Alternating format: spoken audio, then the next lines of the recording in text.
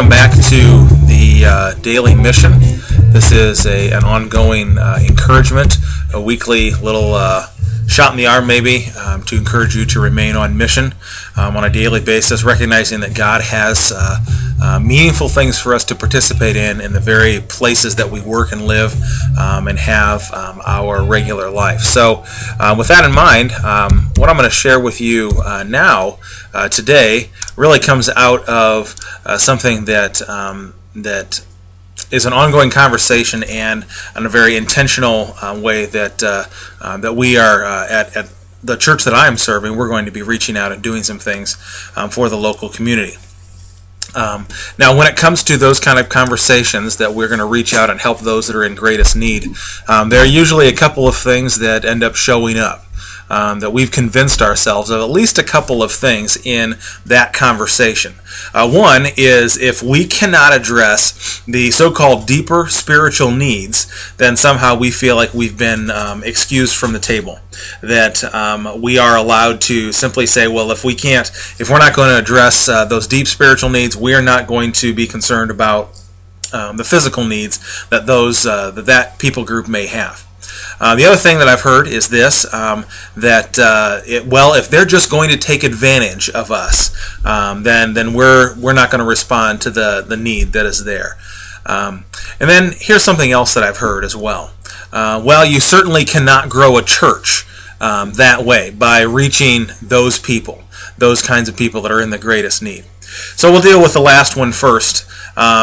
That you cannot grow a church by trying to reach those that are poor and kind of the down and outs. Well, let's just admit that is at least in part true. That those who are without certain resources, it is hard for a church to rely on to gain momentum, to turn a corner, to see the fruits of God's calling and labor.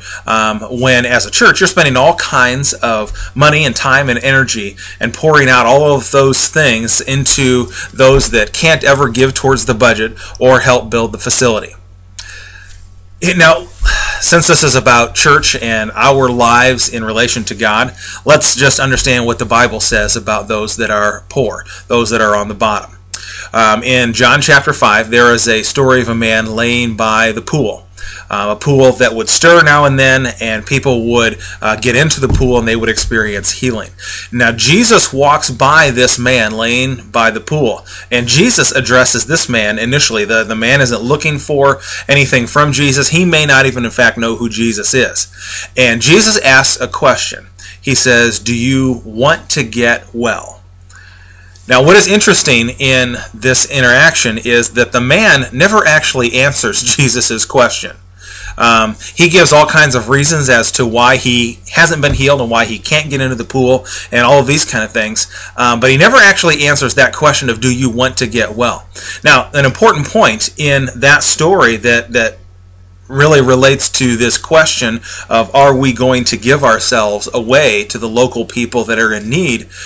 Jesus heals this guy anyways. The guy never asks the question, and yet the guy never answers that question of, do you want to get well? But Jesus heals him anyhow. Then if you go over to Matthew chapter 25, Jesus is talking with the disciples about the least of these. These would be the poor and those who are in the greatest need. And he talks about offering food and drink and giving clothes, etc. Now, there isn't any mention of the spiritual needs in this thing that Jesus is spilling out, this kind of this speech that he's giving. There's no mention of the deep spiritual need in that conversation.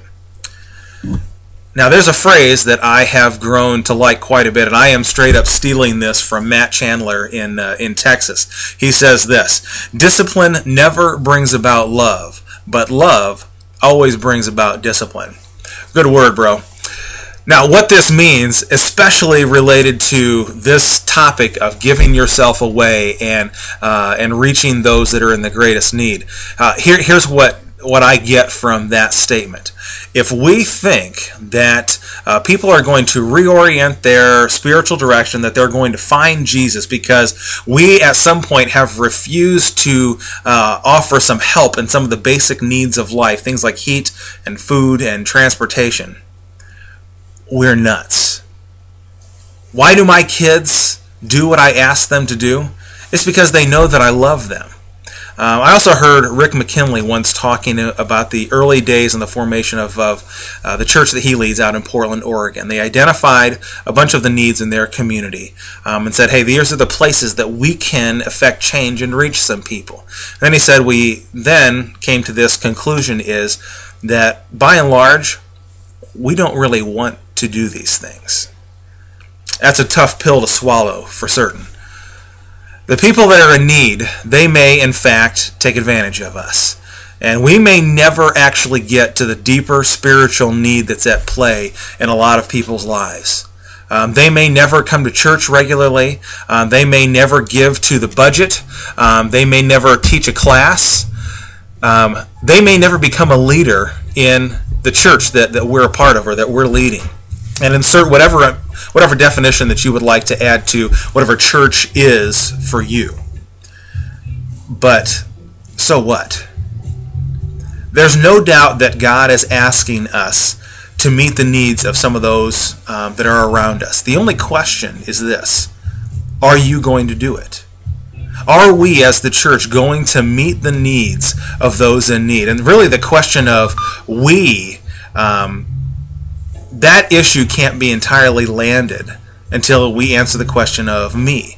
Have you decided that you are going to meet the needs of those around you? That's really the one of the dominant questions I think that we have to be willing to answer.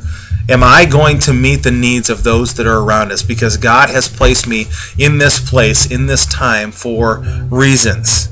And those reasons may, in fact, be right in front of us and seeking to be answered immediately. So that's the encouragement that I have for you today. I hope that you continue to find yourself on mission in significant spots and you're able to respond to those.